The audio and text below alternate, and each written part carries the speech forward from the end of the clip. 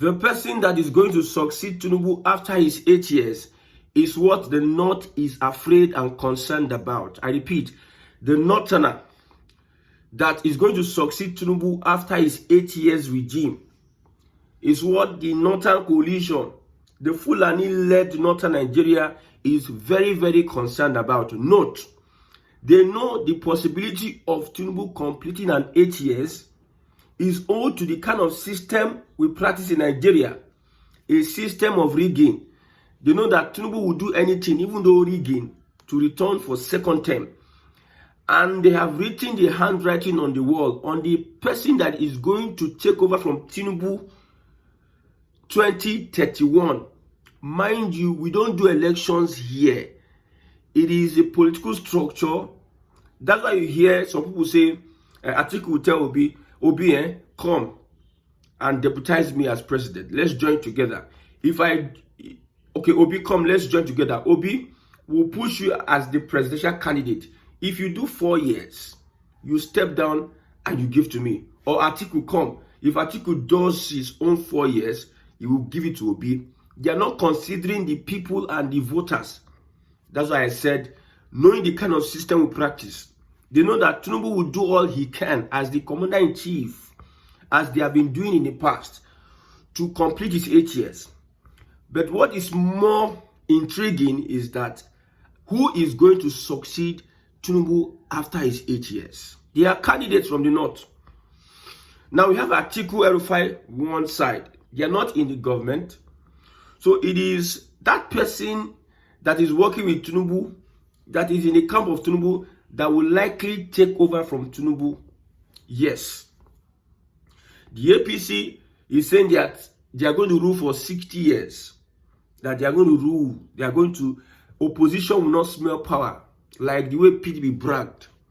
So it is that person in APC, that politician in APC, that is likely to take over from Tinubu after 8 years.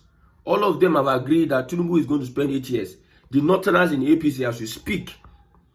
Who are the Northerners outside APC? Now, the most popular persons in Northern Nigeria, as we speak, we have Kwankwaso, we have Rufai, we have Atiku, the top three. But under APC's calculation, this President Bola Ahmed Tinubu's administration, their calculation, these people are not fit into who they want to hand over power to 2031. And that is why this coalition wants to do everything possible that they can to stop Tinubu from returning as president 2027. So who are the likely candidates? Now, many speculations, many people have said so many things about who is going to be the next person that is going to take over from Tinubu. We start by Primate Ayodele said that in a prophecy, according to him, it's a prophecy. He prophesied that Ribadu to succeed Tinubu after second term. Ribadu to succeed Tinubu after second term. We have the likes of Ribadu, we have the likes of Ganduje, we have the likes of the Borno State Governor, we have the likes of the Niger State Governor Bago. So Rufai is saying that Ribadu is positioning himself to become the next president after Tinubu. You see, when I'm saying this thing, people will be angry, say, politicians, maybe we have elections, we have voters. Why would somebody say, after me is this one, when we are practicing democracy? My brother, the other time the presidency came out and said, we are practicing democracy. But in the real sense of it, are we still practicing democracy? You can see how Tinubu is building his structure. Not minding who the voters are. Not minding what the voters want. They're like using their head. It's like when you have a movement and you have leaders. You don't care about what the people. Your target is the leader. So that's what Tinubu does. He targets the leader, shakes the leader, and makes sure the leader aligns to his purpose. So when an election is carried out, just like what happened in Rivers State, the leader will do all he can to make sure that the votes of the people will favor the interests of that master. Rivers State people voted for a Labour Party, But Wike somehow found a way to thwart the vote of the people to his favor. That's the kind of structure they built. So when we talk about after Tinubu Ribadu, you need to understand that we don't sign for this kind of politics in Nigeria. We have signed for it. Unless we are all agreed or going to agree that we'll change our mentality and change the system. So Rufai screening, GSS screen Rufai, they could not pass him. We know that somehow the National Security Advisor, which is Ribadu, may have seen Rufai as a threat. If Rufai were to be in Tinubu's government, Ribadu might not be able to. If Rufai were to be in Tinubu's government, Rufai would have not started complaining earlier. He would have wanted to scheme his way into preparing himself to become the next president. He will not even align with an Atiku. He could even blast Atiku join. But he is not in the government, so there's no chance of him becoming president. Looking at how Tinubu is urbanizing everything, so that he can secure his second term, then hand over to whoever he wants to hand over. So that is why you see the coalition, Northern Elders Forum, this, that, SDP, this, that. We heard that some 6 governors, number of lawmakers, senators and House of Rep are planning to join the coalition. There's a difference between merger and coalition. A coalition is not a single political party. A coalition can be Labour Party, SDP, other political parties together. They will now agree on who they are going to present as. Merging is we collapse everybody's structure and form a party. Coalition is we come, we have a consensus, we have everything, and we make arrangements and agreements on who is going to do this and that. So these governors are going to join the coalition, according to Atiku and co, because they see that Ribadu, Ganduje, Bago, what is that Borno State governor's name? I don't know why it's just kept my mind now. The Borno Prof Zulum, Babangana Zulum. These guys are well positioned to take over from Tinubu 2027. That is why the North is fidgeting. And Ribadu would not be that fanatic like an Rufai. Or Ribadu is someone who is seen to be loyal to a Tinubu. Ribadu fought Tinubu, but later is now loyal to Tinubu. Ribadu fought the northern politicians to stand still. He was used by Obasanjo to fight these politicians, these northern politicians. So he does not really look like somebody who could threaten whatever. We hear that Kwankwaso on his way to the APC, or whether he has joined on his way, we don't even understand. He should come out with his clear chest and tell us that he's in APC. Kwankwaso is understanding that Ribadu is being prepped. I'm talking about APC politics, so things can change. This is APC in their party. Next election, anything can happen. Labour Party can come, something can happen and win. So it is not an automatic ticket for the APC. But this is the likelihood of the crisis we are having. You see, there is more crisis in APC than even other parties, which you don't know. Everybody is silent about it. They are just watching. I told you that with all this decamping, APC is going to implode from within. APC, now from within them, they will just implode. After they are trying to arrange their one-party system and crippling other political parties. The president said that you opposition, Tinubu was talking to opposition, don't blame me for you not being able to organize your party. It tells you, if they start talking like that, it tells you that they have a hand in the destabilizing of political parties that are opposition. So, with the structure of the APC, look at Ribadu, presidential candidate of the APC 2031. Wike, vice president. Of course, a Southerner will be vice president.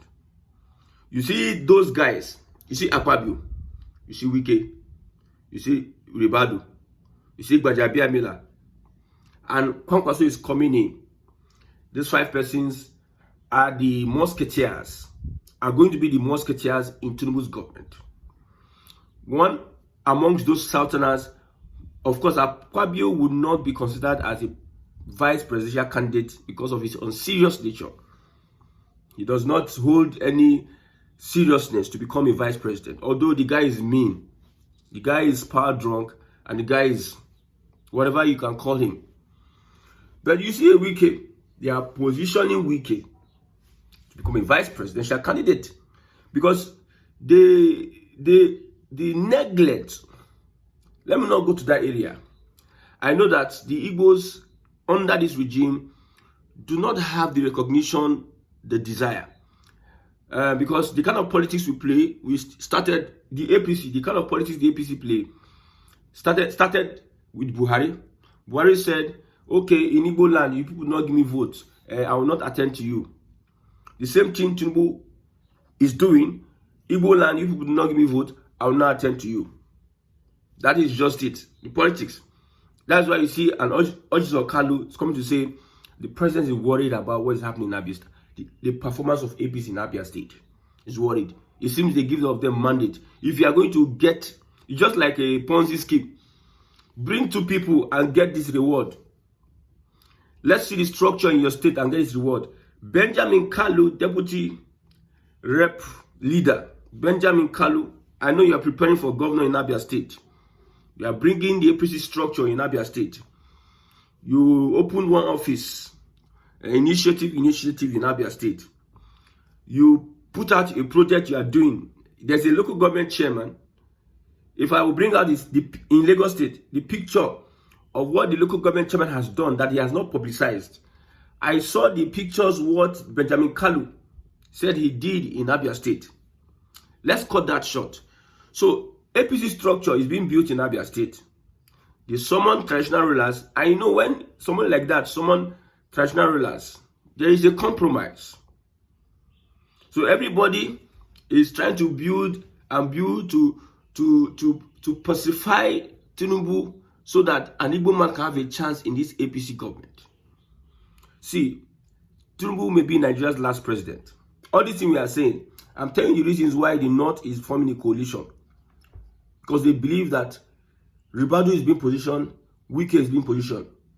And this Ribadu and Wike, where were they when they formed the APC? Atiku and Co. that collapsed the PDP structure then, his PDP structure then. You see, Wike played a smart one on Atiku. Atiku walked out on Jonathan with some PDP leaders and went into the APC. They gave the APC momentum. The NPDP gave APC momentum. If not, it would have been difficult for them because Jonathan almost won. In fact, the NPDP gave APC that edge, that winning edge. Rufai, CPC, Ribadu CPC. Rufai was much more active. Did you hear Ribadu's voice? Of course, Rufai threatened Jonathan and Buhari. They did the threat. They did most of the dirty jobs. But now it got to Tinubu's time. Rufai is sidelined. Atiku should be in and go back to PDP. Wike, who is an opposition member, is now becoming more prominent in the APC. No be that. Akpabio, who they say if you join APC, your sins will be forgiven. It's just from PDP join APC. Is very relevant. Why those people that believe that they worked so hard? You know, the CPC block is divided. Of course, Rufai took much of those people that are aggrieved out of the APC to join the SDP. Those that have appointments are the ones that will naturally stay because that's politicians for you. They are not moved by ideology. They are moved by interest. What is tenable? What is on ground? I can betray you now, but I may not betray you now. If you give me money, I will not betray you. But if you don't give me money, I'll betray you. So it is about their selfish interest. So the CPC bloc with Tinubu are the ones that are being promised. However, speculatively, the position of the president and vice president. Now, much more important, we need to talk about after Tinubu, which person? Okay, after Ibadu, who is going to take over? I don't think. Are you talking about Fashola or Yayi? Who is going to take over? My brother, we are moving towards a dead end. You will see what will happen in 2026. The dynamics will change. The dynamics will change. Man will propose, it is the what God would dispose in 2027 that you understand that Tinubu may be Nigeria's last president. Because APC as it is, you see, most of these guys have decided to keep quiet because they realize that if they let Tinubu understand their game, the game they are playing, he may be preparing to stop it. So it is their last card they are holding. They are just looking at everybody, making noise on social media. There will be a resistance, and Tinubu will beat that resistance. But beating that resistance is just like a wounded lion who killed his opponent, but the wound there may even kill him. He is alive, but he's damaged almost beyond control. That is what will happen to APC come 2027. Tinubu will win and complete 8 years, but after his 8 years, you will see what will happen. There's going to be a lot of resistance upon resistance. You see, many of these Northerners will be willing to go to jail. See, these Northerners, for power, they are willing to go and sleep inside cell. They are willing for EFCC to carry them, for them to hold on to that power. Most of them have threatened. Tinubu's government, you are trying to use EFCC against us. You are trying to use security agencies against us, but we will never back down. So, Tinubu as it is, I've said this before, I will say it again. You have the ample opportunity to restructure Nigeria. That is the most important thing on earth now. Restructure Nigeria. We know that you have a plan to extend your political dynasty. My brother, if you are not there, if Tinubu is no more, the political dynasty would not exist anymore. Because it is like everybody is waiting for somebody to just finish his tenure. They will not come and pounce on every other person. Because I believe there is no love amongst Nigerians. The Hausa does not see. There is no love amongst Nigerians. Everybody that has an opportunity, to jeju. Anybody that has the opportunity to deal with another person. I will not say fellow brother, because we are not brothers. Looking at the whole thing, we are not brothers. Okay, in religion, as Christians, we are brothers, but politically, people don't see themselves as brothers. So if the Fulani, they are waiting until they get opportunity to get to that place of authority, they will now use the opportunity to now deal with the Yorubas. Maybe when Fulani finish, they change it. A South-Southerner will become president. South-Southerner, the North come. They find a way. See, Nigeria will not survive in very few years to come, because the political awareness, the reasons for people not to stay together, the reasons for division is becoming so broad.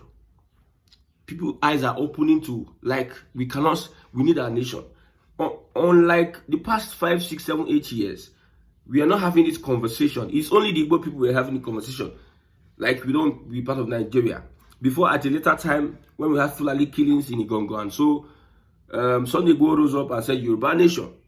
But now, without even the IPOB activity and Yoruba nation, people are coming out to say that we want Tinubu to restructure the country. We don't want this, we don't want that, we don't want this. And how would he do it? Some people still believe that Tinubu will not restructure. I believe that he has the power, he has the boldness, he has the connections to restructure Nigeria as we speak. But if he does not do that, it is his own undoing. Because for governance, I don't think he's going to perform in that era. Because people equate governance to building roads. No, it is not totally true. It is part of it. I've said this. You build a school and there are no qualified teachers. What is the school going to bring out? You build a poultry and you don't have people that are qualified to rear chick or the chickens. How profitable will it be? Just understand it. You are building this, we understand. You are building schools. What is the quality of education that children are getting from the schools you are building? It's not about celebrating the schools. What is the quality of education they are getting from you building? So if you are building and no quality education, it is not even improving the academic lifestyle of the youth in your community or region, you are just wasting money on elephant project. They call it elephant project. Go to VI and some parts of Lekki, you see a lot of buildings that have been abandoned. If those buildings now, if you put a price tag on it, it's running to billions of naira. So billions of naira are being wasted instead of building human capacity. Governance deals with the people, the welfare of the people, takes care of the welfare of the people. But Tinubu will not do so. So the only thing he can do is to restructure Nigeria. That's when it's going to be like he has done a lot. But if he doesn't restructure Nigeria, man, he does nothing. He has done nothing so far. If he doesn't restructure, he has done nothing. There's nothing you want to tell anybody. If he doesn't restructure Nigeria, he has done. I told you the APC is coming to prove a point. That's what they are doing. Every of these figures you see, at the end of the day, when Tinubu leaves after his 8 years, you see stories upon stories. Look at the Buhari. Stories upon stories upon stories. While he was there, yes, they started blaming PDP the problem, PDP that problem. Now PDP do this one. They had 4 years. They could not exact any change. The same people say, let's give him on that chance. Atiku and him, they did dig it out. At the end of the day, he won. However, by their own margin. Till now, look at where we are. Impunity upon impunity. So story.